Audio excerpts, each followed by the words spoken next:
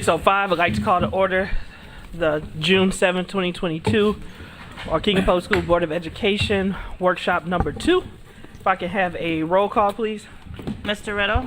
Present. Mr. McBride? Ms. Hannah? Yes. Ms. Callahan Wozniak? Ms. Leguizamo? Ms. Gonzalez? Here. Mr. Ewing? Here, so we do have a quorum. With that, let's get rolling. Right.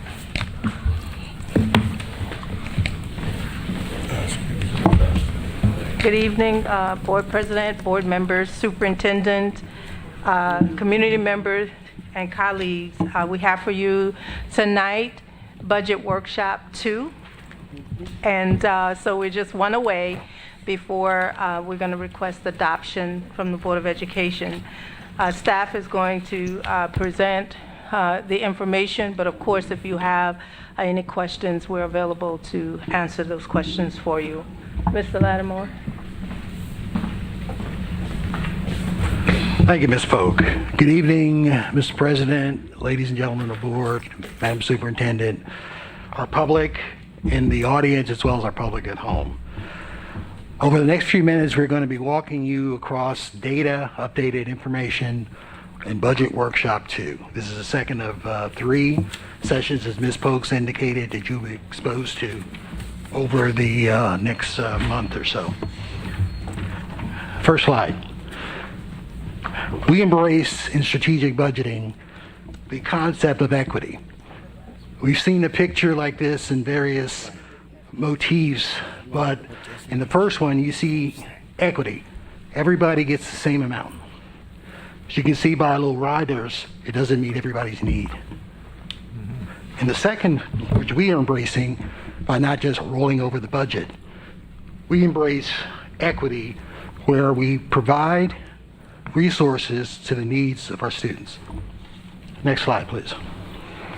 Mr. Lattimore, before you move on, can I ask the question? Yes, ma'am. Okay. We all hear about equity, right? Mm-hmm. And I guess my question is, when we talk about equity, right, how are we assessing equity for each child when we allocate resources, right? How are we assured that the resources by way of equity is getting to the students? Okay. And not students on a whole. Mm-hmm. Okay? The students with the needs. How are we assessing so that it would go to them? And how are we monitoring the resources and the outcomes from them getting the resources? Okay. The first thing I'll put on the table is we have a vetting process. Individual schools have school plans that are reviewed by the principals and the IST teams. Those go forward to ASAP. The same thing occurs in a more non-instructional basis on the operations side. It's vetted. Through the vetting process, need is addressed. Where is the need? The plan should address the need. Through the vetting process, and Dr. Cesario in the back, he can comment on the academic piece, which I can't. The vetting process screens through the needs, the request, and determines, based upon the strategic plan, the superintendent's guidance, the academic goals that they're attempting to attain for the next year and years to come, how those resources should be allocated. So that's what the process does. Then that's manufactured and comes to us in terms of we need X amount of dollars to achieve certain objectives. Does that make sense from a strategic perspective?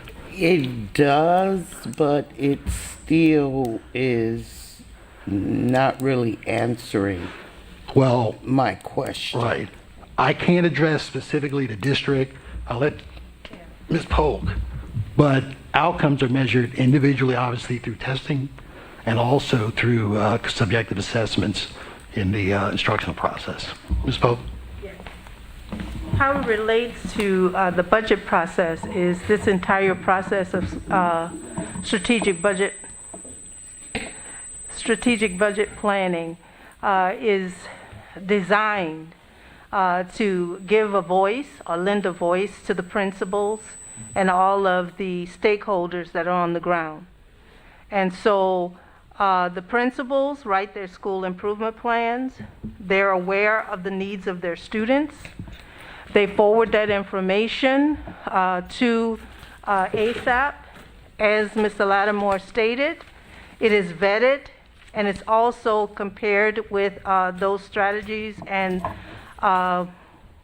things that the district from a ASAP division want to implement, right? And then those things are infused into the budget. You ask about how do you monitor it to make sure that it's meeting the needs of the students? Yes. Quarterly, there is a progress monitoring meeting that occurs. But prior to the quarterly progress monitoring meetings, the area superintendents are meeting with their principals, mentoring them and identifying strategies that they should revise in their school improvement plans and or add to, revise either by deletion or addition, right? And then those modifications, if it requires any budgetary changes, are forwarded to the business office for revisions.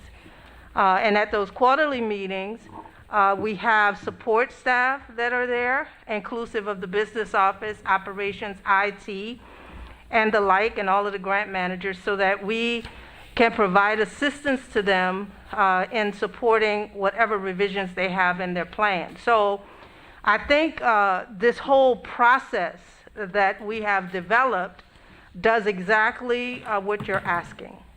Can I chime in on what Ms. Hannah is? Yeah. I was thinking I'd give you an example. I got a call yesterday from a principal.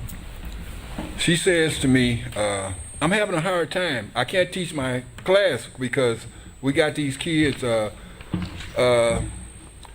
acting out, and I don't want to yell at them because one of the board members already complained about I shouldn't yell at the kids. So she don't know what to do now. So she's having all these issues. So, and we got MTSS. I hear what you're saying. I heard what you're saying about some of the plans. But if this is not working throughout the district in all the classrooms, that's equity to me. Where the resources? I think that's what she's saying. Are we putting resources to slow those behaviors down? And you said this is a who's making principal? those decisions? You said who's this making was a those decisions principal? for that to happen? You said this was a principal? Yes, but the principal didn't have to tell me. I know that's going on, but she happened to just call me, so I don't have. She didn't have to tell me that. Yeah. I know that's going. The only reason what's why I the asked solution you, to that? Where's the the only equity? reason why I asked if it was a principal, because the principal has the ability to modify or change their school improvement plan to address whatever they see I as don't a want to need. get off track here, but she said to me that she has no control, as opposed to saying that when she tries to address issues and then when she do, nothing never happens. So now, and I know that's true. That's true. Not just within the schools. I mean, DCF has got it now where you can't spank your kids. But at the same time, we talking about school right now. The question is, I think what Ms. Hannah was saying, is there equity? That's equity. Is what is being, from an equity standpoint, to deal with that. Right, and just to narrow it down further, with the example Mr. McBride used, right? That take that one classroom, right? And the staff has expressed the issue with the children, right? And so where is the equitable resources to help deal with that situation in the classroom? Situations, not just that one. Right, I'm just saying. If I missed You it, that's just understand? before you chime in, Superintendent. Yeah, May I'll I? let Ms. Hannah finish her question. No, that was I was just using that as an example. Yeah, As to my so I question. hear there's a lot of conversation around equity, and there's a couple questions on the table. One, who makes those decisions? It's the principal. The principal looks at the data. The principal looks at where students are in their building, looks at the community, looks at the climate, looks at the culture, and they create plans on how they're going to address. Those plans are fluid. They do not stay. I mean, they can stay for the year, but if they need to adjust them, by all means, they do that at that time based off whatever data they're looking at in their building. So who makes the decisions? It's the principals. They're the instructional leaders of the building. There's a lot of questions around equity and how do we assess equity in buildings. One, I think Gwen has already alluded to, is a progress monitoring method that has been created in finance, that has been created in ASAPs. There's a lot of progress monitoring around KPIs, key performance indicators. That's one way.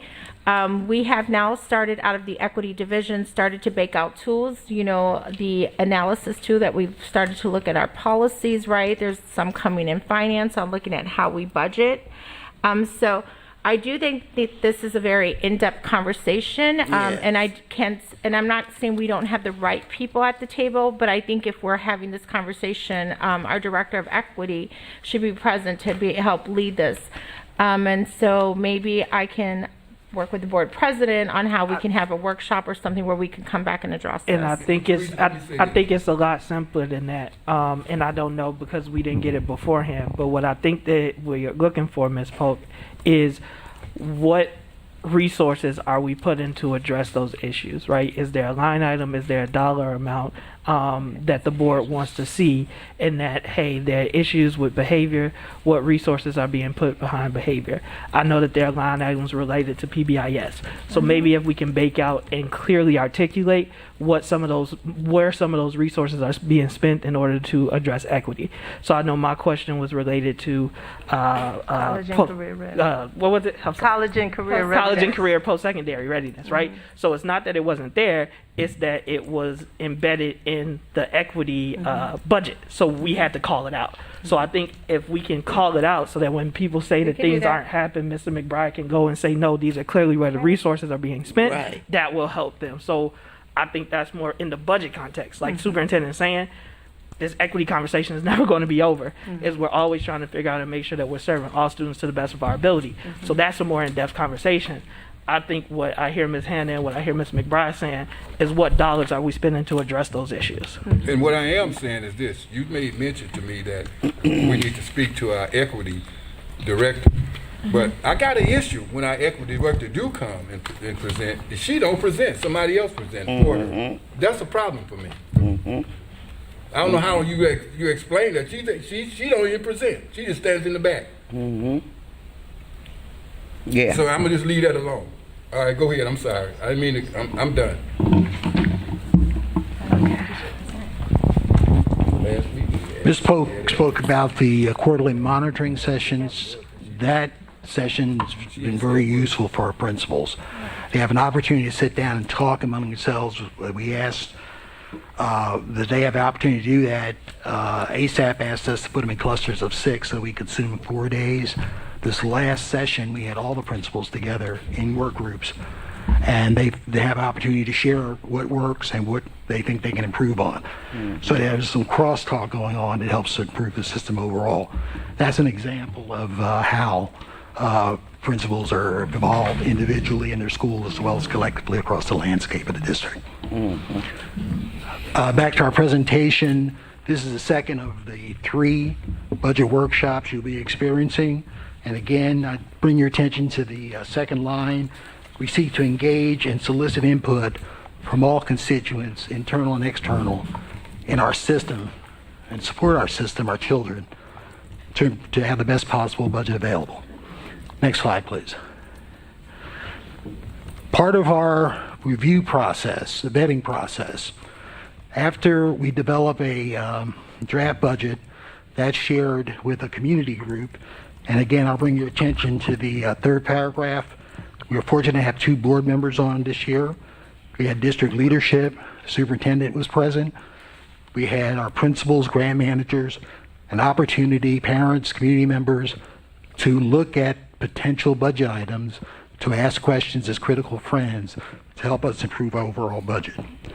We also had Mr. Bembry for our third year as our facilitator for that process, which occurred on April 22nd of this year. I believe you saw Mr. Bembry a few days ago for your strategic plan. Very accomplished individual. Next slide, please.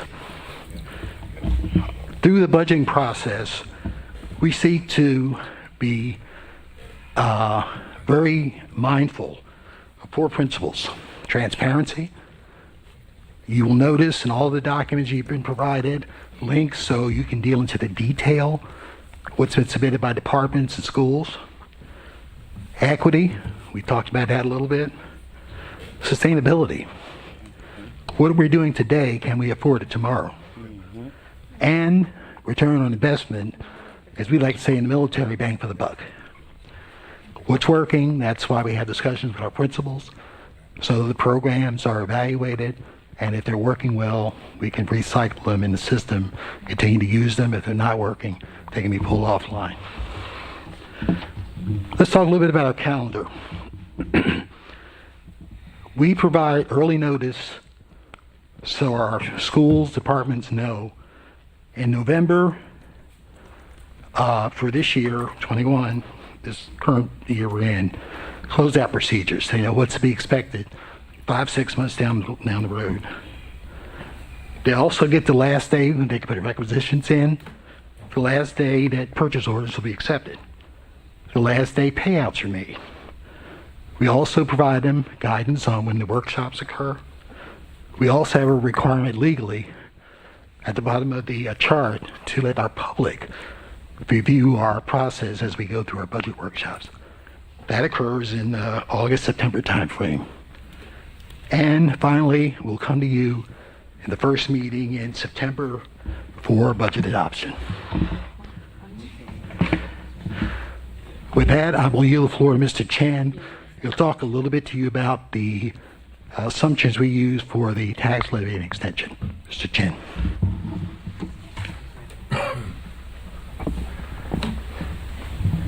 Good evening. So on this slide and the next, we are talking about the general assumptions regarding property taxes. So in the first column on the left, we can see the tax years identified. On the second column, we have the total extension. In the third column, we have minus the bonds and interest fund and any property tax appeal board recapture. And then in the final fourth column on the right, we have the total of the other funds levied. And so you'll see that as we stated before, taxes were levied level. And so that's why that difference in the fourth column is only $6.11. Of course, we can't get it down to necessarily zero. It only allows us to go out to 6 decimal places. So that's pretty close to being level, considered the multi-million millions of dollars being considered. When we look at the next slide, we can see highlighted in blue, so the element highlighted in blue in the middle of the, all the way up to the column, all the way over to the right, is the property tax appeal board recapture. That is in the amount of $379,829.02. So that comes from the county. It's not from us. We kept it level. That was a property tax recapture. Where's that number, Mr.? It's. Oh yeah. Okay, I see it. Mm-hmm, mm-hmm. And I believe it's so that the PTAB stands for Property Tax Appeal Board. Moving on to the next slide. Just a general breakdown of where the funds are coming from by source. And so in yellow, you'll see that is the federal portion of funds that we are anticipating receiving. That makes up about 30.2% of the total. The local slice is in blue. That's about 14.5%. And then from the state, that's where we get the majority of funds. That's in red, and that's about 55.3%. Something of note is that typically, so prior to COVID, federal funding, that amount was typically about 10%. But of course, it's a lot right now because we still are receiving, it's still out there, those ESSER monies, those COVID-related response monies. So that's why that yellow slice of the pie is, closer to 30% than typically 10%. Mr. Luosa will be able to speak on the following slides where we discuss projected fund balances. Mr. Chen, when do we expect the federal, if you could anticipate, when will that actually drop back to 10%? Do we have any idea? 1 year, 2 years, 3 years? 2024. We have to exhaust all of it, which is September 24th. Yeah, the current date right now is September of 2024 is when that all is set to expire. Thank you. And Mr. Chen, if we don't use all that money, we're expected to send that money back? Well, the way we basically reimburse ourselves. So it's actual cash that we're paying, when we make payments, and then we basically file for reimbursement with the state to get that money back. So it wouldn't necessarily be paying money back. It would be not receiving the money from the grants. But we're not going that way. Yeah. That's right. So you know that we're working with Mr. Chen to ensure that we're monitoring the grant expenditures, and you'll see in a later slide here that we're going to talk about that. And so we have Angela, who is monitoring grant expenditures and even our reimbursements to ensure that we're maximizing these grants and that we're going to meet those timelines. That's exactly what we do with this process. And we've spoken of this before, that when we go through the strategic budget process, we're not talking money, we're not talking source, we're talking about the needs, right? And then once we identify what the needs are and prioritize those, then we meet with the grant managers to put the allowable costs into the right source so that we're maximizing those grants, and we're because those are we have to spend them on those type things, right? Whereas with general state aid or with property taxes, we're not limited. So we're trying to maximize those sources that are categorical aid types, put those expenses that have been identified as priorities or high needs for the district, and then shift the other cost into local, which makes us not a little bit, but that's why we're surviving financially, because we're budgeting strategically. And that's why we do it that way. We don't talk about money first. Another thing that I want to point out is the reason why we do it this way is because whatever the superintendent's strategic plan is, whatever is identified as needs for the district, that's what writes the grant. Because it doesn't make sense to write a grant and it's not aligned with her vision, right? So we get all of the budget requests in, it writes the grant based on the needs, and then we funnel the other costs into local. Does that make sense? Thank you, Ms. Polk. I see your face, Ms. Hannah. Well, I'm kind of, Processing it. well, not so much processing it, but we can wait till we get to Okay. that, and then I'll ask. All right.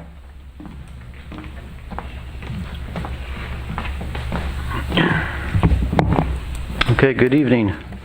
The prior pie chart noted the education fund revenue. So the total of those three pieces of the pie are $259,688,000, which is noted under Fund 10, projected revenue by fund. And so of the $259 million, $78 million is coming from Fed sources, $37 million coming from local sources such as property taxes and CPPRT, and the rest coming from state sources. So But we have projected expenditures of 261 million. So for Fund 10, we're projecting a slight deficit for the year. But we have a beginning fund balance of 48.9 million. We're going to transfer $1.5 million over to the Tort Fund, which would be on the next slide, and you'll see that. But for the Ed Fund, Fund 10, the projected ending fund balance as of June 30th, 2023 would be $45.6 million. Fund 20, we have projected expenditures of 11 million, revenues of 7.5 million. So that's a deficit for the year, but we've got $7.2 million in fund balances at the start of the year. That'll bring the fund balance down to 3.7 million in the Operations and Maintenance Fund, Fund 20. Fund 40, which is transportation, projected expenditures of 13.5 million, revenues of 13.2 million, a small deficit of about 300,000. We got projected beginning balance July 1st, 22 of 5.4 million, and ending fund balance of June 30th of 5.1 million. And Fund 70, which is working cash, projected revenues $210,000, but we've got a beginning fund balance of 27.5 million, projected ending fund balance of 27.7 million. So these four funds, and I've said this in the past, these four funds make up the operating funds, and these are the four funds that our financial profile we get from the state. Going to the next slide would be the other funds. Fund 30 is our debt service. That's where our bond and interest payments are made. We've got projected expenditures of 4.5 million, revenues of 5.3, and projected beginning balance of 1.3 million, ending fund balance 2.1 million. Fund 50 is Social Security, Medicare, and IMRF. Expenditures projected at 8.5 million, revenues 9 million, and ending fund balance of 4.8 million almost. Fund 60, 90. Fund 60 is capital projects. 90 is fire prevention and life safety. We have projected expenditures of 32.7 million, revenues of 4.3 million, and beginning fund balance of 6.7 million, and an ending fund balance of negative 18 million. We are noting hopefully a reduction of $3.5 million in those capital project requests. Fund 80, Tort, expenditures projected at 5.2 million, revenues 3 million, projected beginning balance 663,000. Here's the $1,500,000 transfer coming in from the Ed Fund from the previous slide. Ending fund balance 22 million. And on the far right hand side, totals negative 11,067. On the next slide. And I'm sorry, can we go back just a second? And then Ms. Wozniak? Yeah. And then I had a question. Yes, go back to the, yeah.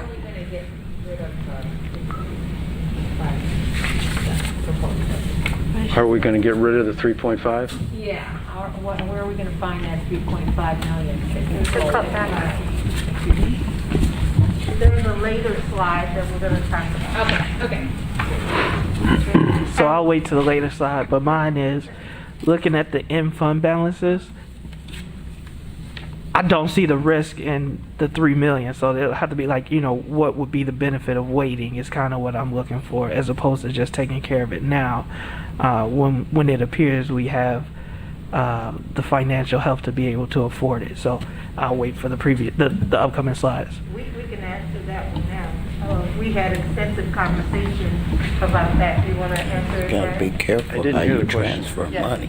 Why wouldn't we want to spend the 3.5 million? You're looking at that $18 million deficit in 60/90. Well, life safety has always been that worry me child budget. Always. Okay, I could answer it. We not only worry about the fund balance, but we have to worry about cash, right? And so with the state, they look at not what the ending fund balance is projected to be, but they look at current revenue over or under current expenditures. And so we can't expend more than, and I have to go to the budget document, but I think it's like 3/5, bring it down more than that. Or we'll have to do a deficit reduction plan, because what the state is looking at is that we're consistently spending way more than we could sustain over a period of time. And so you'll notice that oftentimes we're looking at this and we're saying, okay, we can't go over a certain amount, because you cannot spend money, you know, you're a banker, you cannot spend money you don't have, right? Right. So even though the fund balance is negative, your cash cannot be negative. So we'll have to loan money, and that's why at the beginning of the year I often come with a resolution for the board to permit me to be able to loan money to other funds. So that $27 million is not really going to be $27 million. We'll have to zero this $18 million out. And so it brings us down, and as Brian said before, the working cash fund is a part of our financial health, because you have the ed fund, O&M, working cash, and transportation that measures your wealth. And so that's why we're monitoring that to say, okay, we have to bring the expenditures down because our expenditures are too high based upon our projections.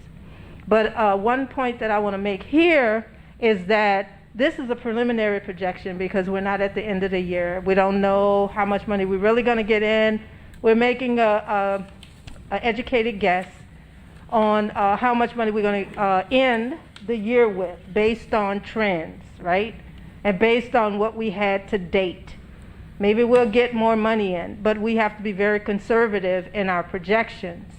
And then we're also very conservative in our projection of revenue for next year because we don't know. We don't know whether the state is going to do prorations as they've done in the past. So these are very conservative estimates, but we also have to monitor what we're doing with expenditures. I hope I answered your question. It's one of those I don't like to answer, but you did answer my question, Ms. Yes. Polk. I hate saying and showing that we do have this money to do these things and putting out these projects because, again, we have identified needs, we prioritize needs. These are things that we're saying have to happen, but because of how we have to balance the budget, we may not be able to do them in the next fiscal year. So I completely understand. Right. I just don't like it. So that is, thank you. You said you had another question? No, skip my question. Okay. But as I stated before, our life safety funds has always been the worry me fund for a long time. It's always been always deficit and stuff, and I've always often wondered how come we couldn't put more money into O&M, the life safety and all that stuff, because of the need of our infrastructure. Well, since Mr. Godin was here, we've always maintained a $2 million balance or more in life safety for emergencies that happen. One of the things that I've often said at the board meeting is that we don't want to put the money in life safety because we can't pull it out, right? So often you'll see, even if we come to the board with a resolution, we'll say we'll move the money from education to O&M to life safety, right? But we never move it until we need it. Right. So we need the flexibility. So we know that we have the ability to move the money, but it's just best that we don't have. No, and the ending of that, I Yeah. know that there's processes Yeah. and procedures Yeah. that we don't want to follow with that, with the O&M. Yeah, I get it. Okay.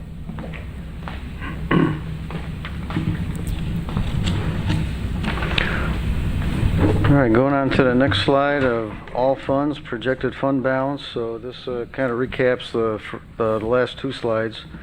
Operating funds total, totals on that, 82.2 million. Other funds, negative 11 million. So projected fund balance, all funds, 71.2 million at the end of June 30th, 2023. And there's no questions. We'll move on to the strategic initiative investments. These are the academic supports and programs departmental requests. And we've broken it down by 5 components. Community engagement, 1.1 million, and institutional access, 5.7 million. And then the next 3 or 4 pages, there'll be the more details to those numbers. This is just the summary level. Institutional access, 5.7 million. Organizational effectiveness, 7 million. Student achievement, 19 million. Supportive climate, 1.4 million. Grand total, 34.5 million. And that's basically still what was noted in budget workshop number 1. Brendan, can I ask a question? Going at the top of their community engagement, is there some way we can get a breakdown in the near future as opposed to how those funds are being? Yeah, there's some breakdowns in the next few pages. Okay. And even if you go to that link at the bottom of this page, we're just below the $34 million total. That should take you to the details too. Ms. Wozniak? What does institutional access actually mean? What does that mean? Face and stuff like that. What does it mean? Like face. The face. I think it's going to be answered in the upcoming slides. Is that correct, Mr. Luosa? It should help. All right, let's should keep help. rolling. So the total 34.5 million, and if we go to the next page, we'll start with community engagement, and that will break down between bilingual, multicultural, diverse learning, equity, innovation, and accountability, which I think you know now includes college and career readiness number. The FACE program, information technology, outreach, school leadership, teaching and learning, and teaching and learning pre-K 8th. So the total of all those for community engagement, total $1.1 million. What is treaching? Oh, is that a typo? What's that? Treaching and learning? That's a typo. That's a Right. typo. So it's teaching and learning. Yeah, typo. Teaching and learning pre-K through 8th only requested $750. That was only. That's just in the community engagement piece. $750? I'll ask again. Huh? There's more? There'll be more dollars in Okay. the other sections. Okay. Mr. Luosa, the school leadership is for professional development, or what is that for? What's that?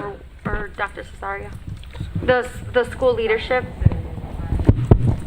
Yeah, hi. Good evening, Board President, members of the Board, Superintendent, and members of the community. So, I'm sorry, which line are you talking about now? The school leadership one? Yes.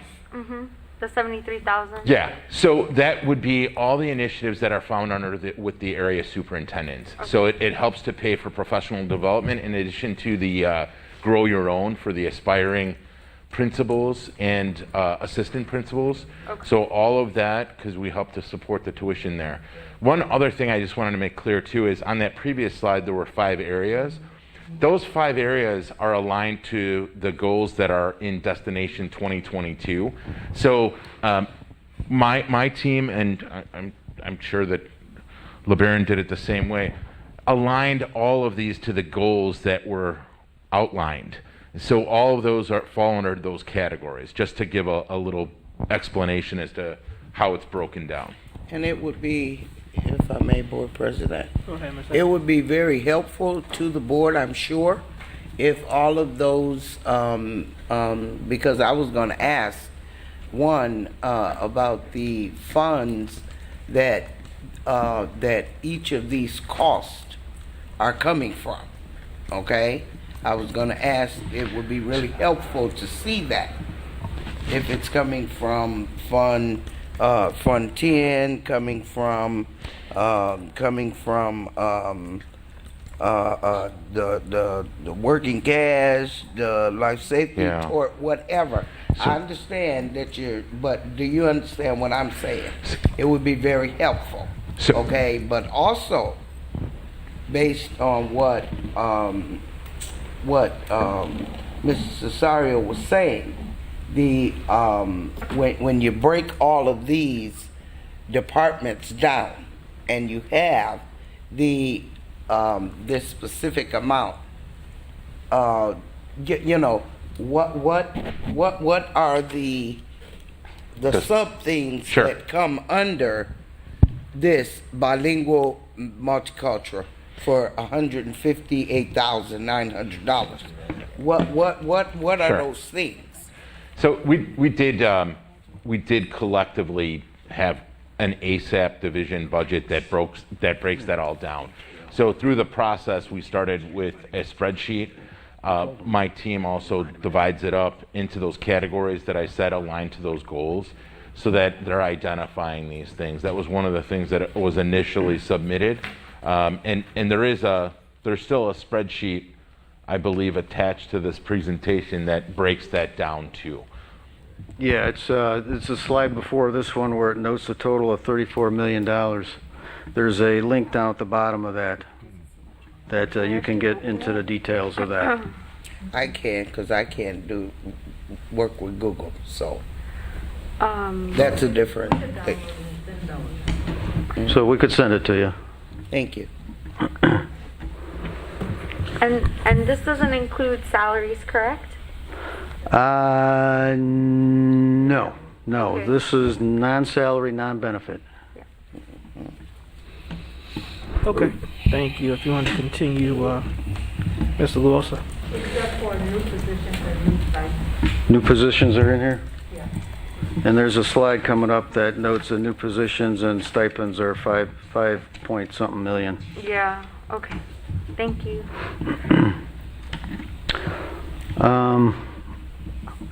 Okay, institutional access, we've broken it down between equity, innovation, and accountability, FACE, information technology, $5.1 million, and teaching and learning, 9 through 12, for a total institutional access, $5.7 million. Next slide, organizational effectiveness. We have many lines, and you'll see that teaching and learning pre-K 8th has $291,000 towards the bottom there. Teaching and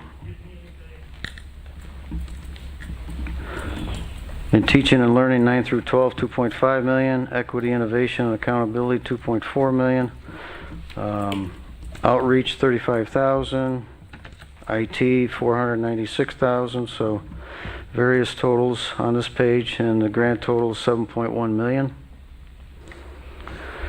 And the next slide we go is student achievement goal, and grand total that's 19 million, and that's broken down between, looks like teaching and learning pre-K 8 is 4.5 million, so there's a big chunk of pre-K through 8 there. Bilingual and multicultural, 5.7 million, and information technology, 5.4 million are the top three of this area. The grand total, 19 million. I'd like to see on this, through the ASAP department, I'd like to see what kind of requests are we, well, did the ASAP department put in for reading, for reading, literacy, that type of stuff. Dr. Cesario, is it in that line budget where the... This is where you'd see a lot of that with materials, you'd see software, you'd see contracts, and some of those, if not all of them, have come before you in terms of approval or presentation. A lot of what we had in terms of approvals in March, April, when we had a lot of the approvals come through then, that was there. So you asked about reading being reading one. So a big there was a big purchase that came out with our kindergarten, our first grade, and then we added pre-K for TutorMate, the focus on phonemic awareness at those grade levels. So that would be in here as well as other materials that we're using.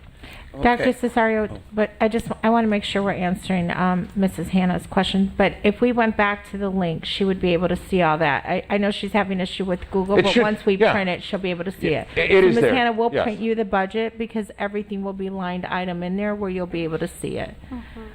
Okay. Okay, so for everything, you'll be able to see your questions you're asking. I know you're having issues with the Google, but we'll print the whole budget and you'll have a hard document where you could see everything all outlined. All right, thank Okay, you. we'll have that for you tomorrow. Thank you.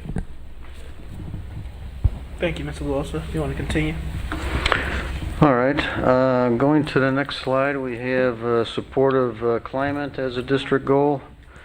And we have a total of $1,480,000 broken down between diverse learners and equity, innovation, and accountability, FACE, IT, outreach, school leadership, and teaching and learning pre-K-8. Grand total of all these 5 district goals, $34,592,000.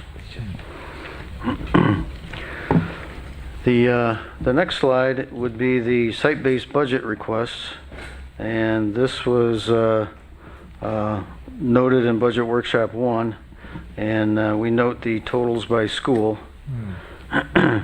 And all those total up to be $24.5 million.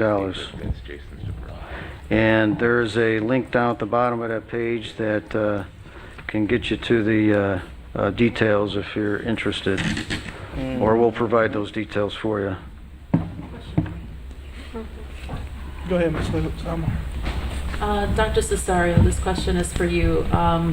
Last meeting, I asked a question in regards to an update for the middle school redesign, because there was one particular middle school that stood out in regards to site-based budgeting being way less or comparable to their peer middle schools. And so I was wondering if you have an update on that question. I believe it was answered that evening, but I just to clarify, I think they had gone through one of the initiatives before the other schools had. I can't remember which one it was. I'd have to get back to you on that. But I did note in presentation in Board Workshop 1 that you can see that various schools are asking for different things, and some of them, depending on what the initiative is, they may be coming in at a later time, or they may be starting. If they're starting, there's a heavier cost at the beginning.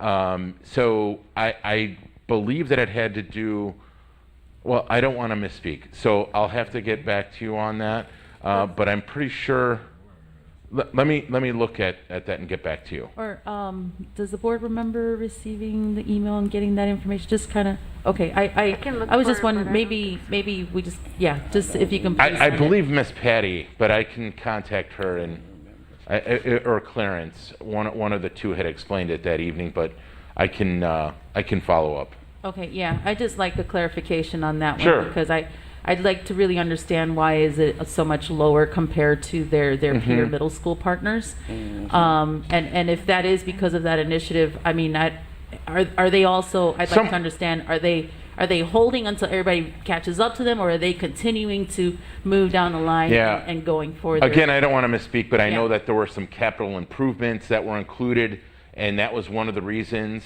that there was AV in the gymatoriums that was being, some of them had them already, others did not. Jack Benny was one of the schools that had a lot of work, and therefore some of the funding was a little lower and significantly lower here. Yep. Because of that. So, but again, I don't want to misspeak, but I believe it had to do with where they were at with different initiatives and or projects. So the capital improvement one was a big one, and that those funds were included for some of them that were getting upgrades to playgrounds and to audio visual or the sound systems in the gymnasiums. And so that one was that one. Now in this slide, what also comes up to me is Little Fort. Comparable to their elementary partners, they are 2 times as much. Yeah. And so I was wondering, what is there other initiatives or anything that you can kind of give us a little bit of insight as to why this significant That's a capital improvement. financial equity in that? Yeah, I'm going to let LeBaron speak to that. That is a capital improvement project that's happening, and I'll let. So are we including a capital improvement in the ASAP? Yeah, I just want to make sure here. So Okay. I think my understanding is, but give Mr. Moulton the mic, because when we looked at this last time, my recollection was this, when we looked at Jack Benny, was that capital improvement, they were trying to show you how much they were spending at each school. And so not only was it academics, it was everything that was happening at each school. Mr. Moulton, please correct me if I'm wrong, but I remember that from the last budget meeting.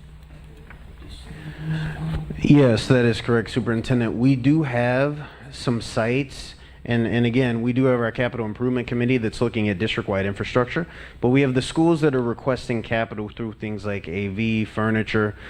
Some of the higher amounts, for example, at Little Fort, I know there was a request for a second gym, like we have at some of the elementary schools that got the new additions in 2013, which is why the cost, the $3.1 million there, is so much higher than some of the other sites. I believe that working with the operations and finance team, we've identified some of those, but for that school in particular, that's one of the things that makes up approximately 50% of their overall requests at that school, which is why it's so high. Right, and that project has not been approved yet, right? As a side note. It has not, no. Okay. And so I know previously in this site-based budgeting or these slides, the finance team used to break it out in 3 different, it didn't used to be all comprehensive like this. I mean, I like the final details on this. But I don't know if you guys, is it easy to break it down into those 3 similar to what we did last year, so we can see between the capital improvements, the ASAP, and there was a third one. I'll pull it up, but there was 3 different sections. Is that hard to do, or is that easy to do? Here. It's actually here, and in the next slide you will see. So as Mr. Melissa goes through this, I'll let him speak to it, but it is here. Okay. Those were my questions, Board President. Mr. Wilson. Yeah, and I have a question regarding this, and again, on the similar thought process as Ms. Leguizamo, the Carmen Buckner Elementary School, they're very low in terms of the amount of their budget request, and they are a much larger attendance center than you have with Clark and also with Cook, and they have the lowest budget request. That's kind of hard to believe, as well as with Lion Magnet. They're very low in terms of their requests, and if I were to make an inference that both of those schools have very high need students, but I don't understand the low budget request. So I can help answer that. First of all, I'm going to say all of our schools have a high need. second I want to state is since I became superintendent, we have put a lot of money into Carmen Buckner. So they have gotten some of the first, and other schools have not even received. They have new furniture. I mean, there's a lot of money that we pumped in there. I also want to tell the board that Robert Silva, who I'm sure is watching us right now, is very good communicating and advocating for his schools. So if he puts a budget together, he's very intentional of his request. And another theme came up earlier. When we talk about equity, we can't look at all these schools and say we want them all to be at a certain amount. They're all in different places. So I believe, I'm not even sure, Adriana, you've been there recently, but I don't even believe Clark has received all new furniture for their school as far as like Glen Flora, where I know McCall, Carmen Buckner, I believe Lyon also. So they're in different places, Miss Hannah, at different times. So the numbers could look very misleading when you just look at it that way, and where we've been investing. And I would even say that Cook, probably, they have not received new furniture or some of the upgrades that some of our other schools were even some of the last even receiving air conditioning. So I just want to remind the board, when we look at this, the numbers can be very misleading. It's very important that we go into the budget and look at the documents to see what the principals are requesting for their schools and the rationale for them.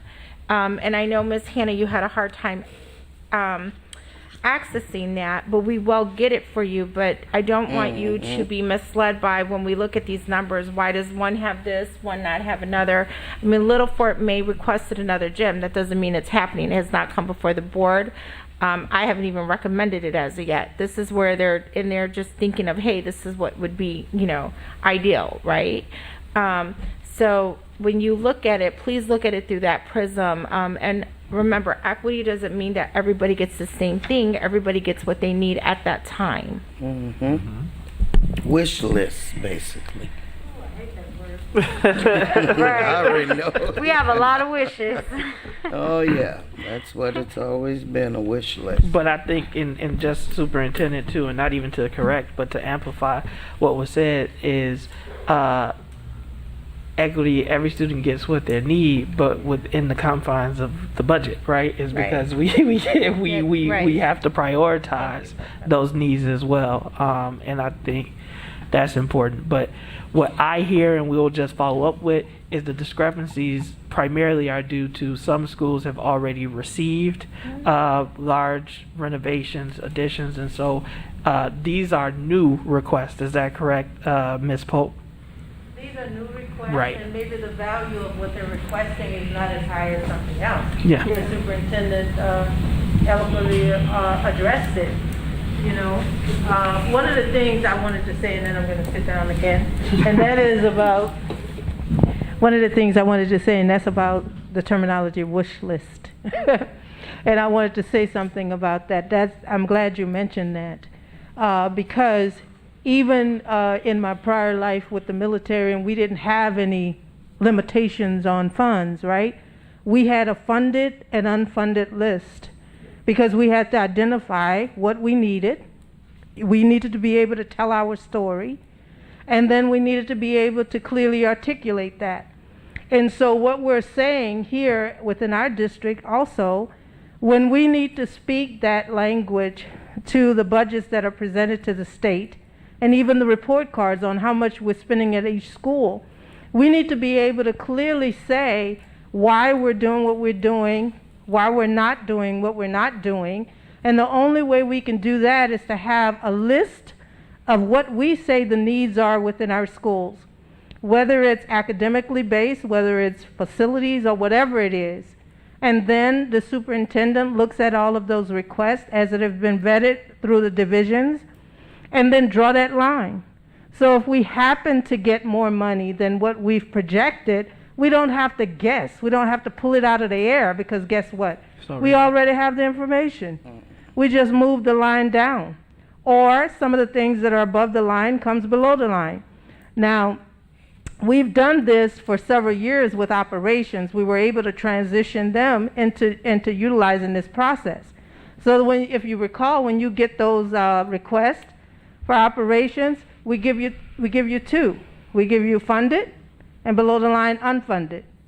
And that's how we probably should do, not probably, we should do that across the whole spectrum, so that we're looking at it strategically. We're saying this is the direction that the superintendent wants to go. This is what we're presenting to the board.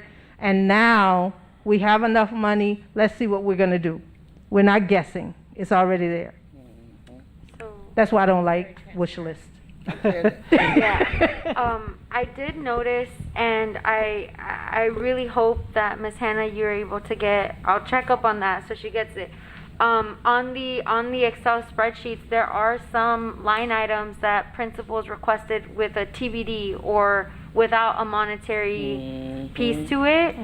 Is that, I mean, is that because we still don't know how much it would cost, or is it something that we're doing in-house that, you know, we don't have to spend extra funds on? Most of those are probably capital, and operations at the time did not have an estimate. Okay. And you'll probably see many of those requests are probably not going to happen, and it's because, not basically because of money, but it's because of manpower. Okay. And so that's in one of the slides as well. Okay. So we wanted to show you here where the schools requested in their site-based budgeting, but there is going to be proposed reductions. Okay. That $3 million you saw on one of the other slides that Mr. Lewis presented. And just as an aside, I do want to say kudos. It's because of this, exactly what Ms. Polk said, even with our grant writing, even with some of the things that Deputy Moulton has been able to do, is when we see those items, we are able to, as Ms. Polk said, tell our story to the state. And also, oftentimes it also will come with $1 million grants for bathrooms, because bathrooms are important and significant, but when we start to go through our prioritization, sometimes we run out of money. But then we have other funding sources that we can go to because we have these projects and we've done the work. We can find the funding for. So I do want to say it's appreciated, valued, and seen. So thank you with that. All right, thank you, Mr. Losa. So keep in mind the grand total of these site-based budget requests is $24.5 million. As we go to the next slide, that $24.5 million is broken down in the original request column. Non-capital projects, $17.3 million. Capital projects, including AV, student desks, staff desks, $7.2 million. Those two numbers equal the $25.5 million that were on the preceding page. Then over on the far right we have a revised request. Capital, there's no change in the non-capital projects at this point, but capital projects have been reduced from $7.2 million to $2.6 million. And I believe that's been vetted through operations, and operations is saying this is, you know, basically what we can do.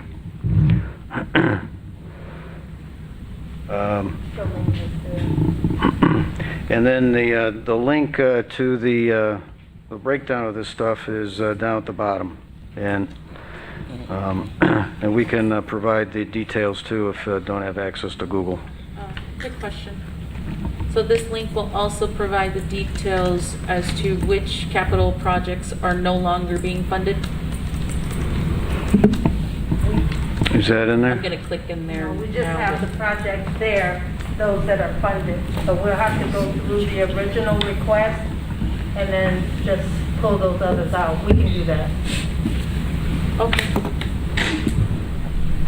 So for the microphone, these are only the approved items, so that make up the 2.6 million. Correct. All right. Thank you. Thank you, Mr. Lewis. Go to the next slide, please. All right. The next slide is basically the $5,090,000 in new salary requests, whether it be FTEs or whether it be stipends.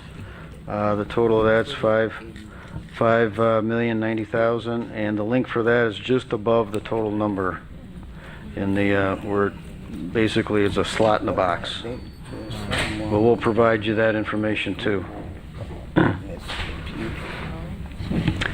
The next slide would be the capital projects adjustments, and once again, we have a link at the bottom that can give you the details of that, and we'll provide you the details of that.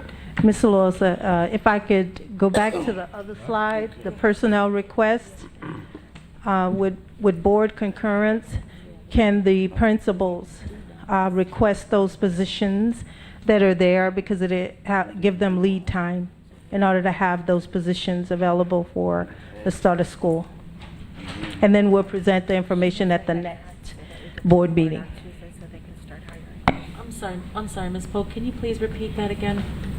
The site-based budget personnel request, if we can get head nods from the board that the principals can proceed with hiring those individuals, and then we'll bring those requests to the board at the next board meeting. Now, all of that, those requests are on the spreadsheet as well? Yes, ma'am, the link that's there on this slide. I don't have a spreadsheet. So we can look at this one first. And nothing changed on this slide from the last budget workshop. It's the same. And I guess just for me, we believe that 7 days would drastically reduce the amount of time that they have to fill these positions. No, we'll wait till vote on Tuesday. I'm asking if you tell yes or no. My understanding was that we were informing the board and they'll vote on Tuesday. Dr. Cesario, 7 days gonna hold up. Do we need a head nod so they could post tomorrow? It would, I think the 7 days would, to be fully transparent and honest, I think the 7 days would hurt us at this point because we're close to the end already. I think one of the things is we're not asking for approval to hire anybody, but if we could do a posting, and then if something were to change on Tuesday, then we could close that posting, but that at least gives us an opportunity to get these out there and start scheduling interviews and whatnot. I thank you. I will support it with the head nod. Thank you, Deputy Thank you. Cesario. Thank you. Is that a concurrence? Is there anybody who's opposed to it?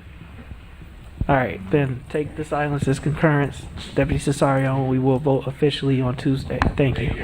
All right, next slide, please.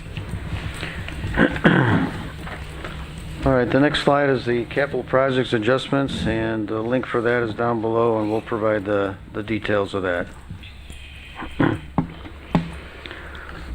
The other budget requests, there's no change, and the link to that information is shown on this slide too, and we will provide you with that information as well. Going on to the ESSER 3 investments. A breakdown of ESSER 3, it's a $50 million allocation, and the overall breakdown is $41 million of academic allocation for learning loss and other academic items, 82%, and capital improvements, 18%, or $8.8 million. And that's where I was going to ask the question. I wanted to know how much of the ESSER funds, including ESSER 1, ESSER 2, ESSER 3, have been used, and what is the balance of our ESSER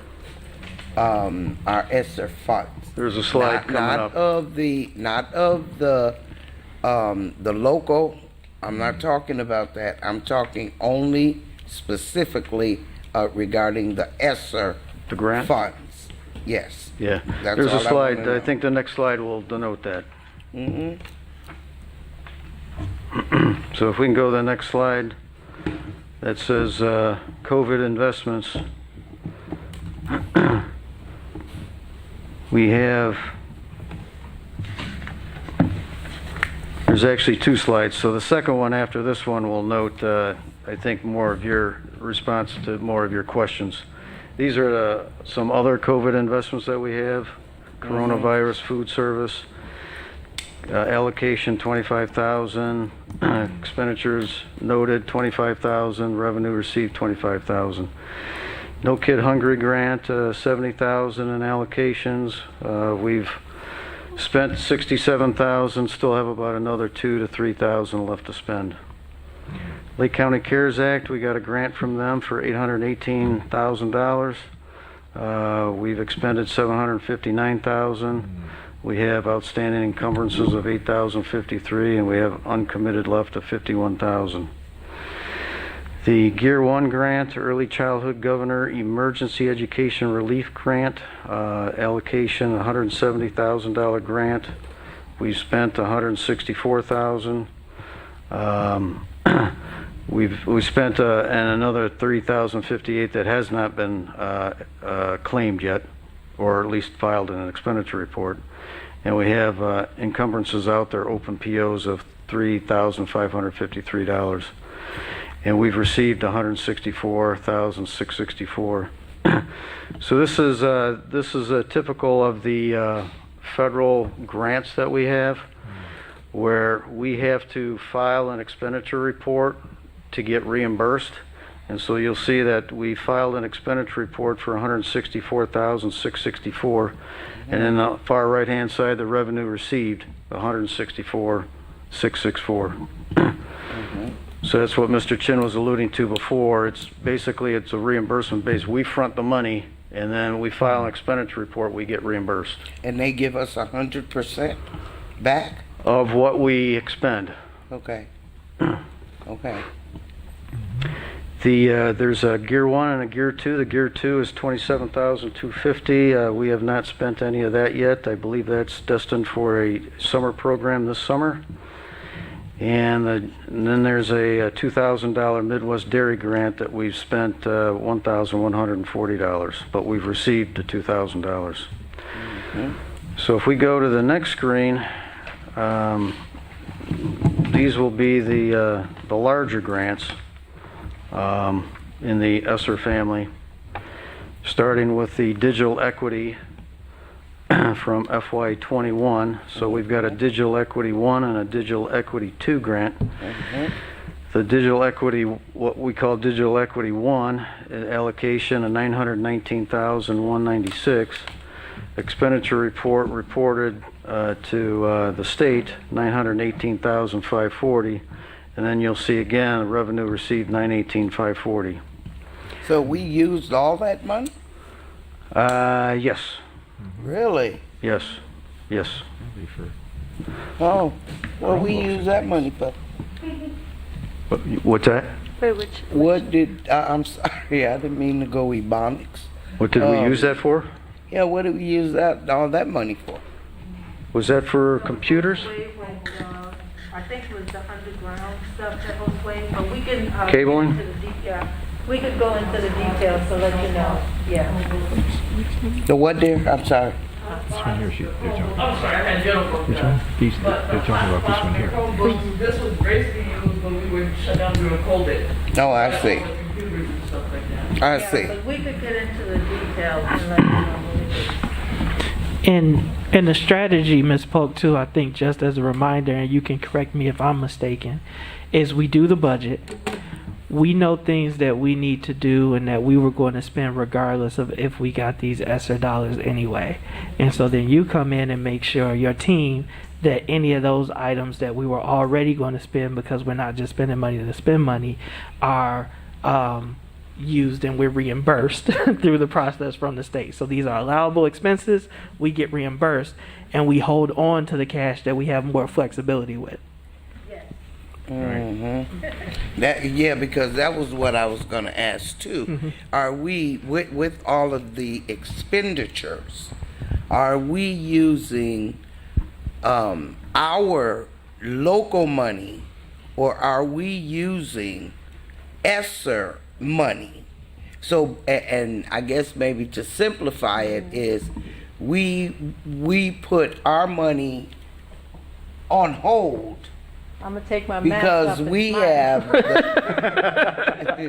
because we have the ESSER money, and we're spending the ESSER money first, and and everything else is set aside over there for when the ESSER maturity deadline, we'll be able to still have this money over here that we pull back on? That's it. Okay, well, don't spend it all on capital improvement. They haven't. Yeah, that's why, and that's why I wanted to just remind us is that again, you guys, the reason we're not as worried about not getting everything is because what you are doing is saying this is allowable to be spent under the grant. We were going to spend that money anyway. Let's go ahead and it's not being, and I don't want to use the term wasteful because I think it all helps students, but it's not being like we're just spending money to spend money. We strategically budget it. We know what things we have to do or we're going to do anyway.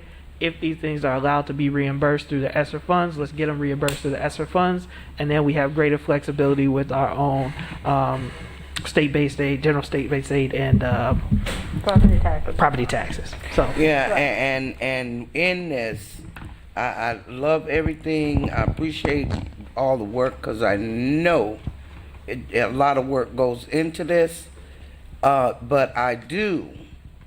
And you all have heard me from the very beginning in questioning learning loss. Okay, and we've gotten the funds for learning loss. And I really want to see and make sure that a lot of the funds are going to help that learning loss that everyone says happened with our students. You know, and I certainly hope that there's a great distinction for reading and literature. Look, everything else out the window. Literature and reading. So just really quickly, if I may, I believe that we budgeted $8 million for, correct? But also with the funding to support the loss of learning for varsity tutors, for tutoring, for paper. Paper is another on-demand tutoring program that we're using, just a refresher. So we did budget those funds to address that, and we did start by the time it was approved and we moved forward. We were not able to spend all of that. So we're talking about what we can do to move that forward and continue into the next school year. So just to answer your question, we did budget monies to address the learning loss through tutoring and our own tutoring given by our own teachers, and one-on-one tutoring and virtual tutoring and a variety of other resources provided through namely paper and varsity tutors. And you will be, huh? And summer school too? Isn't that included in that? Yeah, I mean. Okay, Yes, right. it was. Go ahead. And at some point, Superintendent, it would be really helpful for the board to hear how all of those programs, varsity, paper, after school, even summer school, has benefited the students. So Dr. Cesario has presented on many of those programs earlier. I believe, I don't know if it was in March or January and February. February. Well, we're at the end of a school year. So. I understand that, but we have been regularly providing updates on this. We and can come back again, at the end of the year one. Thank you. Along with the summer school. And then we will give an update on summer school actually at the next student achievement. One quick question: how do you do virtual tutoring? Well, there are a number of ways to do it. They have the way Varsity Tutors does it, and I did give a presentation last May, again in September, and I believe November, then January again. But one of the ways they do it is they give a pre-test so that the students who they're doing small group tutoring, they cluster the students together, focus on a common issue. There's a pre and then there's a post. Is that, I mean, when I hear virtual tutoring, they're at home, But we offered a variety of different methods. So the bulk of the funding that we had went to our own teachers and paras to support in-person tutoring. So we also did supplement it with small group tutoring and on-demand tutoring through paper. So we used a variety of different strategies and resources to provide supports for our students. So personal tutoring is different than virtual tutoring. Yes. Yeah, in person. How do you really do virtual tutoring? So I can help. Sure. I think I can help. So if my son is attending a school and he has a math problem and he's really having a hard time, he would either dial in and somebody would pick up and they work through him with that math problem. So that's virtual, right? It's over the computer. It could be on your handheld device. There's a number of ways to access So it. that was a number for him to access somebody to say, I need help. At any time. So that's a good example of what paper does. Yeah. I have a trouble with adding fractions. So I could contact, I put that in, somebody contacts me back, they walk me through how to do that. Yeah. The other one was small group, that there's a pre-test, there's a post-test, but then the instruction is given on concepts just like the teachers were teaching virtually over the computer. Yeah, So Dr. Sorry, I just want to clarify this for Mr. McBride. And then the in-person one is that at schools, students could go to tutoring for math or English, and it would happen after school, and a teacher would lead that tutoring group. I understand the personal. I was just having a hard time trying to figure out the virtual. But you explained it. That's yeah, and ideally we that's why we put the bulk of the money to in person. But we knew that our teachers coming back were going to. It was a tough transition for folks, and we didn't want to overburden our teachers, so we wanted to spread it out. So we're we have a variety of different methods. Yeah, I did see in the budget request that you had requested this kind of mentorship stipend. Is that what you're talking about, where the teachers are mentoring the students, or sorry, not the students, mentoring fellow teachers? So was that for the seed grant?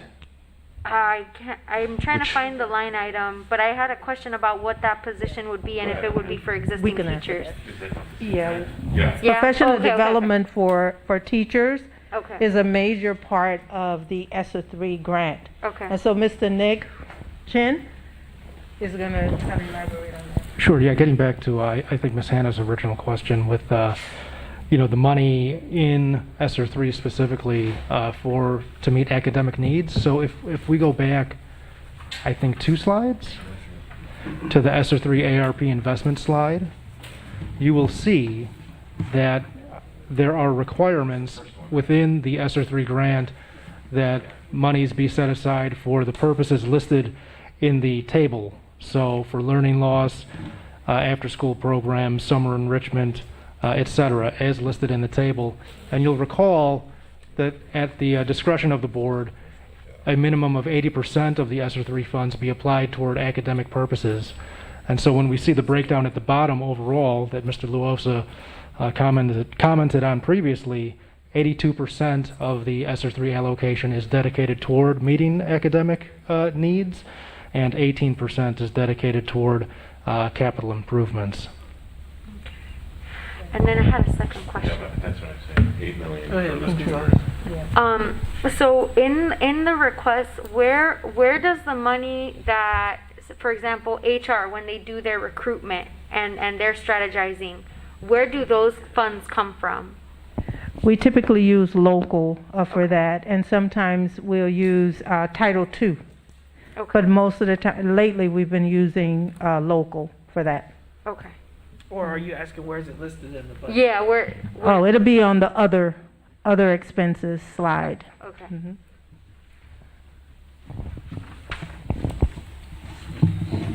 And we have, if I'm not mistaken, and I think what I heard, we have had to increase our Tort Fund.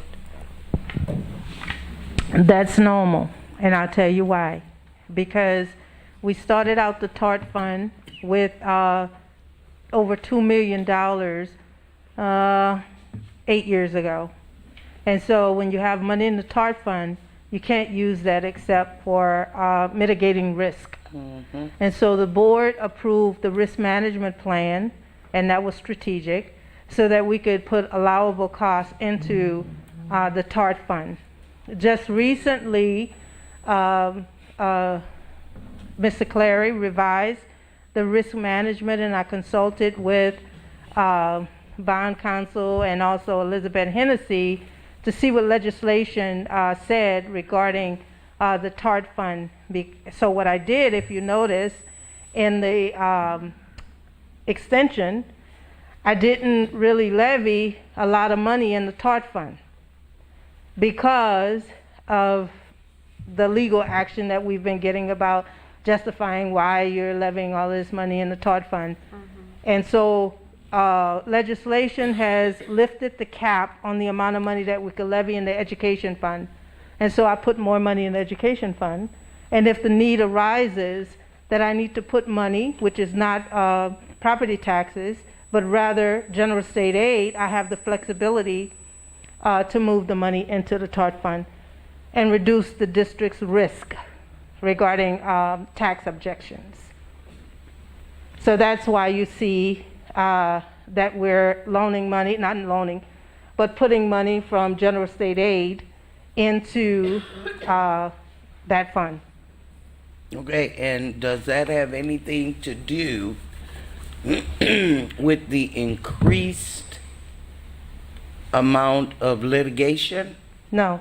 None whatsoever? No, because we remember back then when we did the risk management plan, we moved personnel into the Tort Fund, which otherwise would have been paid in the education fund, like principals, assistant principals, superintendent, a portion of hers, legal, all of those that are allowable expenses. But now that they're there and we're not levying as much in taxes, right? So we don't have enough revenue coming in to cover the cost that's in there. So we have to move money in there, or we'll have to move the people out again and move them back in the education fund, which is the same thing. So we just left them there because they are meeting and mitigating risk, and we just moved the money from the education fund, or just put general state aid over there to cover it. So in short, and for clarity, is it's not because there is a perceived increase in risk. It is to cover current Cost that's expenses there. and costs. Yes, salaries primarily. Yep. Thank you, Ms. Pope. Yes. And it's only a portion of salaries. A portion of salaries. It's not the whole. It's not the entire salary. That is a very small part of her salary is there. Right. Okay. Thank you, Ms. Pope. Yes. Ms. Gonzalez. Just because I have a lot of questions. I do, and these are probably questions for Dr. Cesario. I noticed that there were requests for intervention specialists. Could you explain what that would assist at each campus? I'm assuming that this is the high school. So intervention specialists would use the MTSS data to determine what kind of support students need. And I don't know it's a variety of schools probably that would use them, not just the high school, but that's primarily what that person would do. It would depend on what the needs of the school were. It would be a conversation that would occur with the principal and the area superintendent to determine what those needs are based on. What data are you using? How are we determining that need? That's how that would that's how the conversation would take shape. Okay, so like an additional person that would support the principal or work with the principal to identify those needs? Or not really? It would be an additional. It wouldn't work necessarily with the principal. It might work with grade level teams to determine. They should use data. So they would use assessment data, and it would be best that they use formative assessment data, so that they can have fresh data that they're using to determine what supports a student might need. And wouldn't Go ahead, Ms. Allen. Are you? No, go ahead, Ms. Allen. Okay, and so in saying that, are you also including social emotional in that? That's right. It could include that data, not necessarily from assessment per se, but more qualitative. If a teacher was saying that a student might need help with something, it could. Yes. Well, because what I used to be an interventionist, okay, and I work directly with the students. That's what this person would do. They would work with the students. They would primarily work with the students, and it's different from school to school. But I'm sorry, Superintendent, you wanted to say? Yeah, finish when you're saying, then I'll jump in. They would definitely work directly with the student, but they'd have to consult with grade level teams, with teachers, right, in order to determine what the needs might be. Right, because I'm just a little picky when we use phrases like, you know, we focus so much on the data, but what kind of data is assessing the social emotional need? And we do have some tools available to us. Primarily, the interventionist here is focused on the academic piece, and that's what this would be focused on. But if there were a need, that we would surely want to address that as well. Superintendent, you wanted to? Yeah, I'm just going to jump in. So I'm going to give a quick example, and Dr. Cesario, correct me if I'm wrong. So we see that our second graders have really had a hard time transitioning back into in-person, and we see some of their data as some of the hardest hit, right?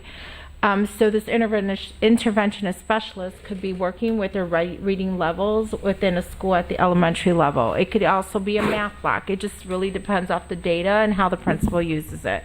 Could even be science, encompassing all of that, either push in, push out, maybe an extra period of reading or math, whatever that is. So that's what that looks like. And you can correct me if I'm wrong. No, I mean, yeah, that's primarily what they teachers. would do. It would be specific and focused on what the data says they need, but also adjusting based on the needs. It wouldn't be static. Right. So it wouldn't be, we wouldn't use the MAP assessment necessarily to keep one student in one place or one group of students for 6 months. You'd want to continually use data and assess their progress regarding that particular skill, whether it be reading related or math related.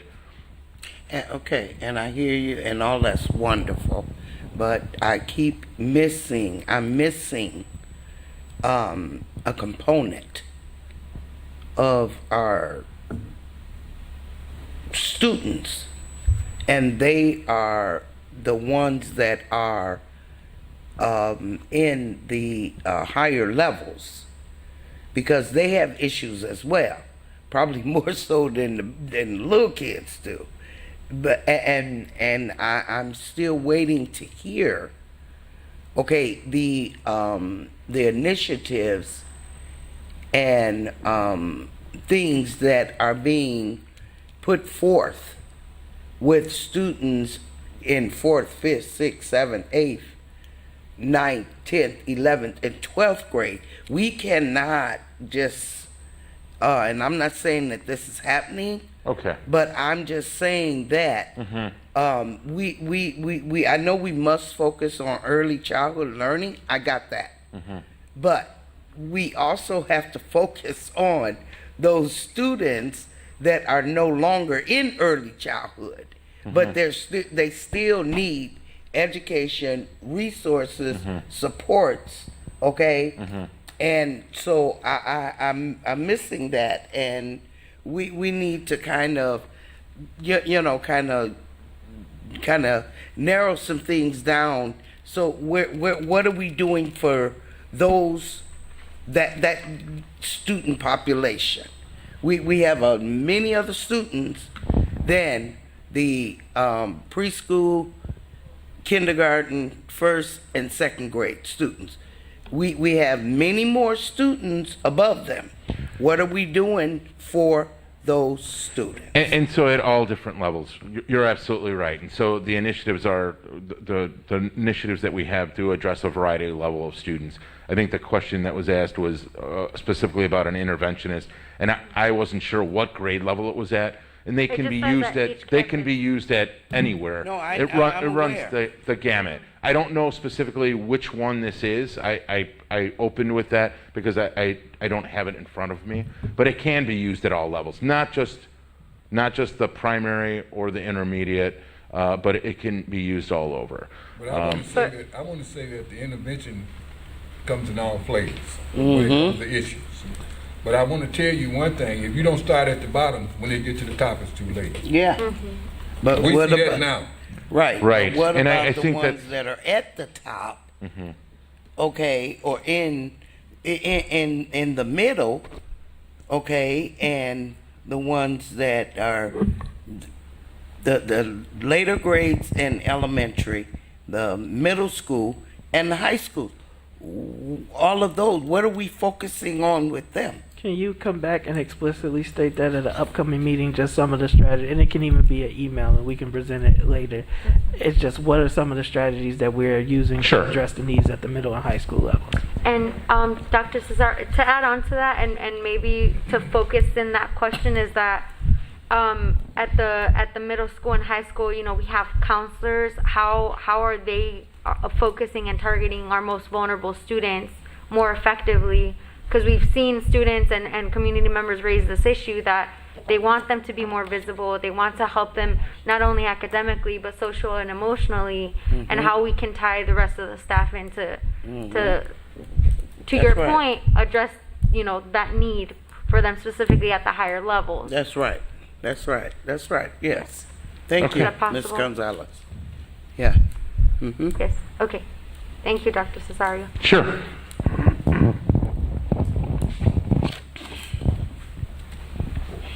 Lee, if you can go back to the previous slide.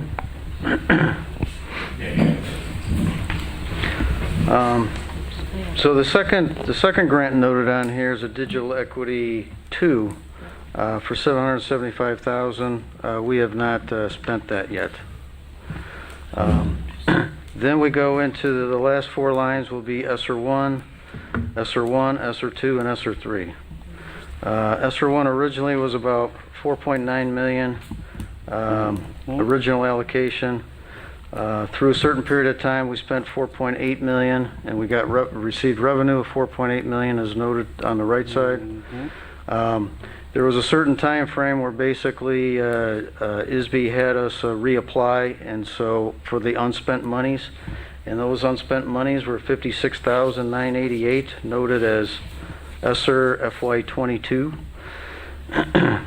And so we're in the process of spending those. So they broke that ESSER 1 grant up into two pieces. We had till a certain time to, whatever time it was, we spent $4,877,000, and then they had us reapply for the remaining funds. And that fourth line is basically the $56,988 is that second part of that grant. Mr. Luosa, for that specific item, will we have spent that money that we didn't spend by next school year? Does that make sense?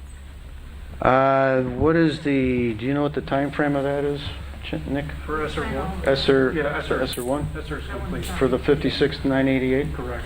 Oh, it's all done? Correct. Okay. And it's all spent, you say? Yes. And reimbursed.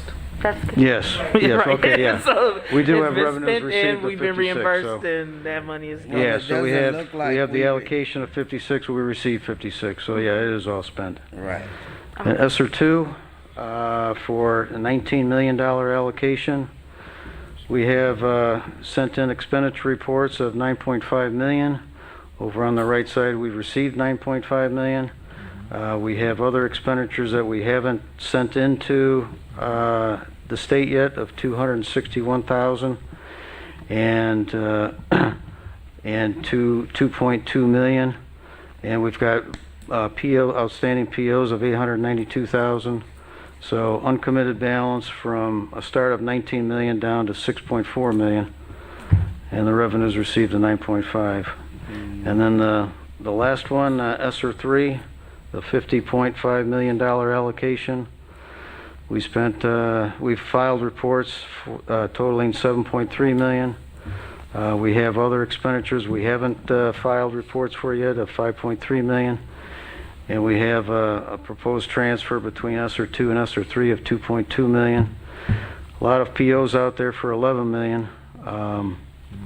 And requisitions out there for 198,000. So we've got uncommitted balance left at 28 million. And we've received 7.3 million based on the expenditure reports that we have filed with the state. Ms. Wozniak? Why do we have to transfer funds from ESSER 3 to ESSER 2? Can you answer that? Sure. That has to do with the timing of the claim. ESSER 2 expires a year sooner than ESSER 3, so we want to ensure that we expend in a timely manner to take advantage of all funds available. And that's allowed? Yes. Well, as long as the costs are allowable, yes. Explain how you can go back to March 13th. And another unique feature of these ESSER monies, ESSER 1, 2, and 3, the claim can be retroactive all the way back to March 13th, 2020. That's the statute, because that's when that's the advent of the shutdown.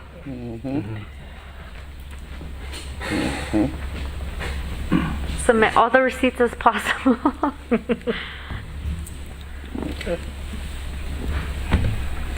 All right, go ahead, Mr. Wilson.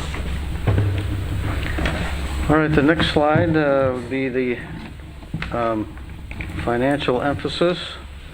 Our goals here at District 60 in the financial arena is being financially solvent, compliant to statutes and filing deadlines, being transparent, like having these budget workshops, including all stakeholders in the process of the budget, be equity-based and needs-focused. And with that, if there's any more questions. Go ahead, Ms. Leguizamo. Last budget, I asked a quick question in regards to the tax weights between commercial property and residential properties. Do you guys have an update in regards to that? What that looks like? And so what the concern was, remember I mentioned in a previous conference that we went to with the IASB, is that right?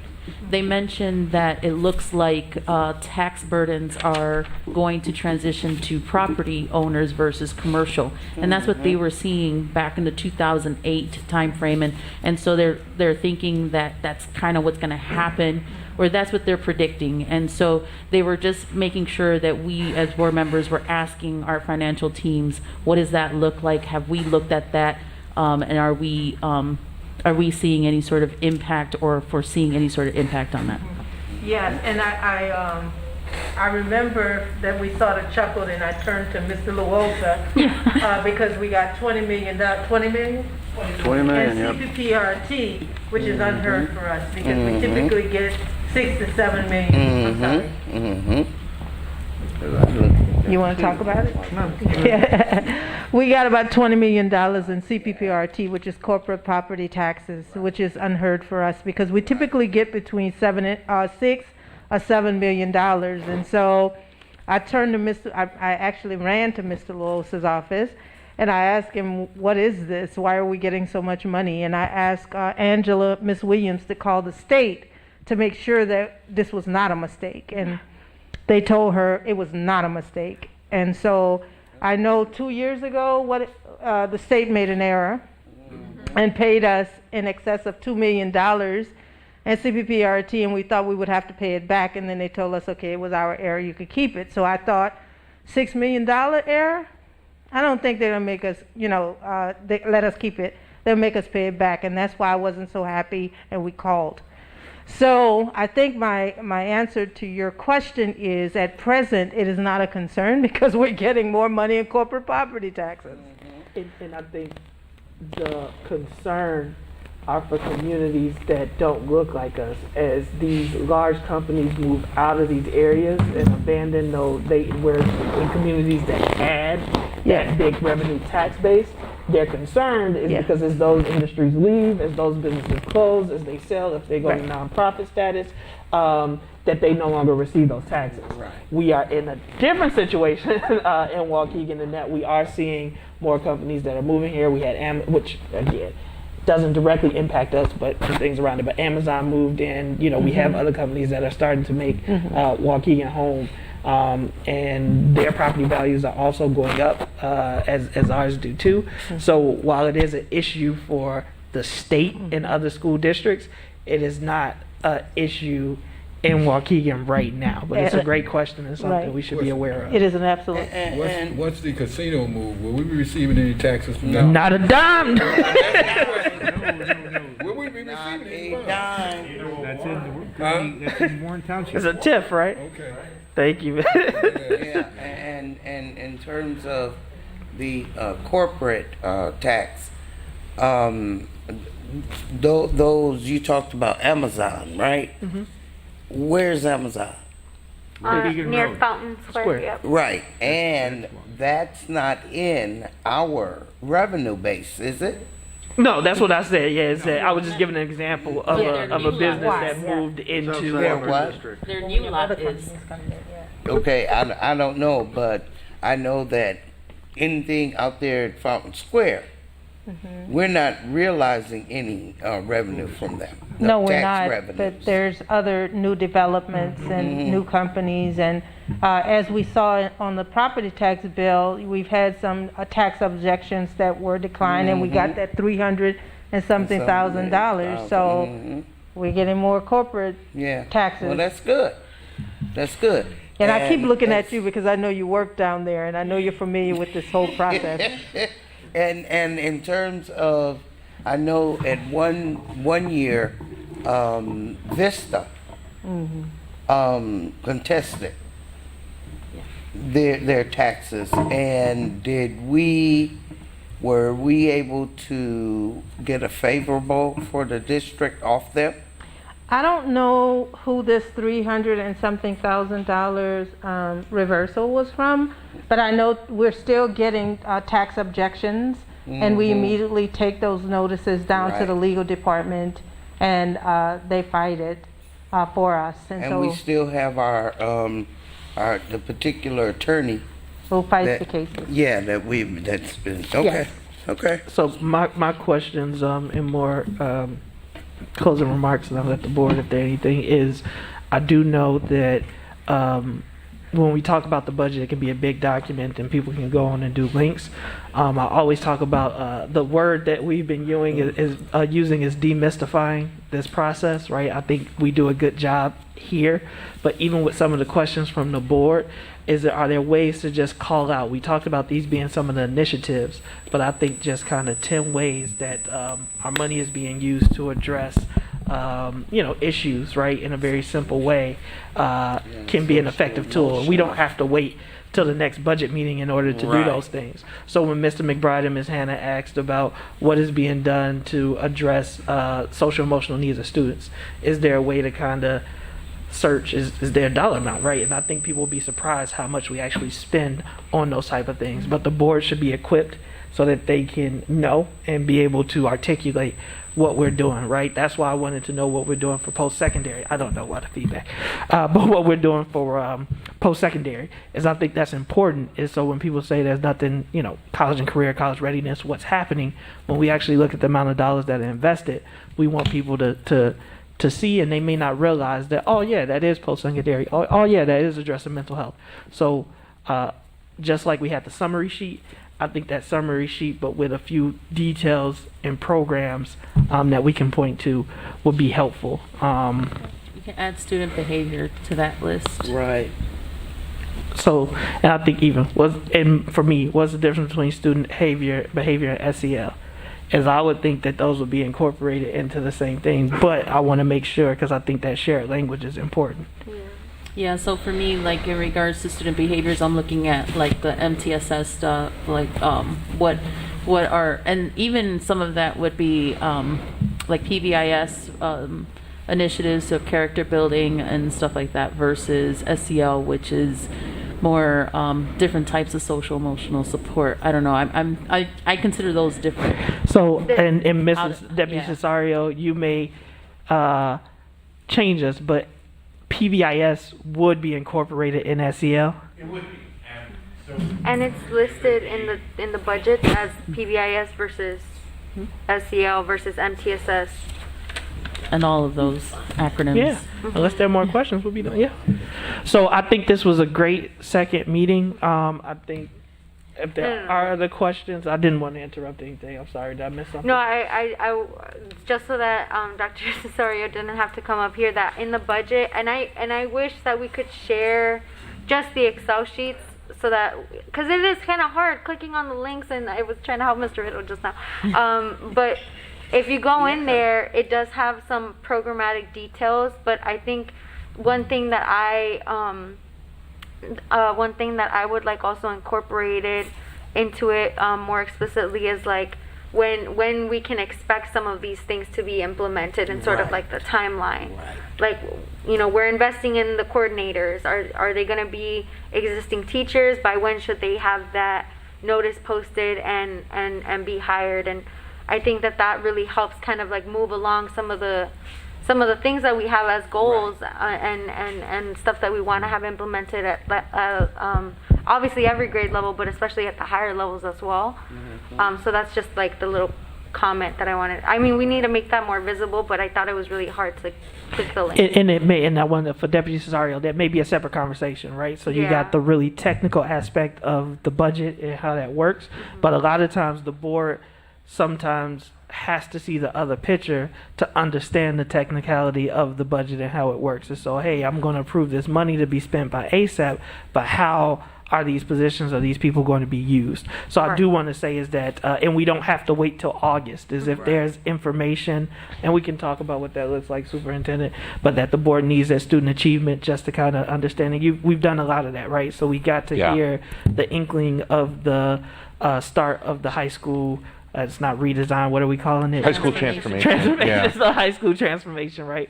We got middle school transformation. We got college. As we approve these positions and these initiatives, is the frequency which we're doing the check-in. So even right now, Ms. Pope talked about, hey, we meet quarterly and make adjustments. Right. But the board, even if it's just an update as to we met quarterly, these are some of the changes that we made in a very just brief synopsis. So then when people ask, well, what happened to this? Or why didn't this get done? Or we are equipped and have the answers to be able to speak to it. So I think that that's a small tweak that we can change in order to keep communication open. I see you here, Mr. Vukovic. Can I just say something real quick? Of course, he's got the microphone right there for you. There you go.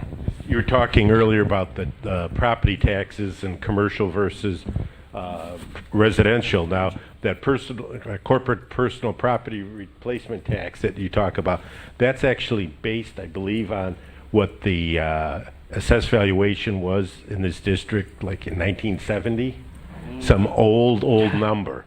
So that's why some of those numbers are higher than really what it is. But you mentioned Vista across the street. Now, you don't want to kill the goose that lays the golden egg. 18 years ago, that property paid zero in property taxes. Zero. St. Trees Hospital paid zero. They were both not-for-profit organizations. For at least the last 10 years, that's been the #1 property taxpayer within the city of Waukegan. Absolutely. It could go the other way at some point should they ever sell. It comes back off the tax roll. But the old St. Trees, the Lakes Behavioral, that's a for-profit, so they're paying property taxes. They're paying property taxes out there. So that makes a big thing. And you know, don't bring up Warren Township and all that too much, because number one, they're going for a referendum. Yeah. So they're short on funds. Yep. You know, over the years, industry would come into Waukegan, they'd want to locate in Waukegan, and they would look at the tax rates, and they wanted to be out there because the overall tax rate was lower. Right. But that isn't the case with this bill here, because you've held the property taxes the last 2 years. A property in Waukegan Township in the city of Waukegan, the overall tax rate is a little bit less than Warren. Mm-hmm. It's because of the school district and the township. Waukegan Township versus Warren Township. Thank you, Mr. Waukegan's a better McBride. spot, so it's just an observation. No, and the it was, and the one thing that I want to say in closing too is why I like this conversation, and I meant to say it in my remarks earlier, but Ms. Polk talked about telling our story, is because despite all of this, as of last year, we still were only spending 68% to adequacy. So we still are only funding our schools at 68% of what the state of Illinois says it actually takes to run our schools. So while we have more money than we've not ever had, but we're in a good financial position, it also is still not meeting where our own state and legislators have said is required for us to function at the level that we need to. So that's why we have to make the hard decisions around equity, who gets what, when, where, and how, is because when we look to our neighbors, even with the situations that Ms. Leguizamo talked about, and it's coming and it's impacting them, but they're spending 150, 175% above what the state says it actually takes to run their public schools. So we have an inequity issue in how we do funding. I don't ever want us to forget that when we have these conversations, is that we have to continue to push our legislators in order to find out a way to effectively fund all our public schools in Illinois in an adequate manner. So thank you all for the work that you've done. I know there'll be continued conversations. And then I know we want to just talk about, and I promise, but Deputy Cesario, Superintendent, and I mentioned the other ways, is how we incorporating mental health and SEL. That's been a recurring theme. So that is going to be a continued conversation as we move forward. And that's why I say I don't want to wait to the next budget meeting, is because there are some decisions that kind of have to happen and conversations that have to happen now. So with that, I would like Board President? Go ahead, Ms. Leguizamo. Sorry, I just need to add on to this, right, as we're talking about the whole budgeting process. You know, as we know, for a board, for it to be important to a board, not only does it need to be budgeted, but it also needs to be reported on, right? Absolutely. And we need to monitor it. So I also think to round out our budgeting process, we probably need to take a look at what it is being reported to the board on a weekly, monthly, quarterly, yearly, whatever basis. And ensure that the information that we're getting is the information that we want reported, and is information that we see that we're actually going to do some stuff with, right? Because there's a few reports that I know that we get and the team is doing. I don't know how long it takes them to do it, but I actually don't think that any board member does anything with that information. And so I don't want to take up their time if we're not going to be using that information for our monitoring purposes. So just wanted to add that conversation to the table. And with that, are we really getting the real information? And I'm saying that to say, just hypothetically speaking, we just say one of the schools get numerous incidents. We only get 10% of what's being reported. That's what I'm getting at. And when I'm talking about incidents, I mean incidents, behavior issues and whatnot. Yeah, we only get only 10% of really what's going on. Yeah. And so therefore, if we're not getting the other 90%, you can't effectively talk about equity when you don't know what you're dealing with. And to your point, but Mr. McBride, I think what is happening is because there's a lot of restorative practices that are occurring, that doesn't go as a blemish on the student's record, right? And what I think we're seeing are only the student record incidents, right? And so if it's important for us to see the restorative practices that are being done, I think we need to discuss that as a board, because that's how I am interpreting the data that I'm receiving in regards to those incident reports. I'm Xeroxing your thought, Ms. Hannah. You say, but we should what? But we should what? So- Again, like I said, in order for me to sit here and I listen at this budget talk, individuals that we got working for us to be able to go into all the schools and determine what we need in all different areas. Then we have MTSS, we got BAM and WOW and whatnot. I hear all of that, but on the other hand, how effective is any of this? Especially when I get information, principals are calling me and telling me about what's going on in their schools, and they telling me they can't teach because of this and that. And I do believe what they're saying, but at the same time, I tell them, what's my solution? I say, well, sometimes you may not have the resources you need around you to help you deal with that kid. Because and resources don't always mean dollars. Resources, could be the people. When I talked to the principal, Yeah, I said, you may have, and- if that kid that you're dealing with, if you had his auntie around, his uncle around, or somebody, well, you trying to talk to him, somebody down the hallway could come in and say, hey, look, and he'll stop right away. Right. And hopefully, just to kind of put a cap on this conversation, and then I'll turn it back to you, Board President, which is, I know at the state level, when they were talking with the Student Advisory Council at the state level, that is one of the conversations that they're looking to add on to the Illinois State Report Card, which is reporting on these social emotional pieces or restorative practices and so on and so forth.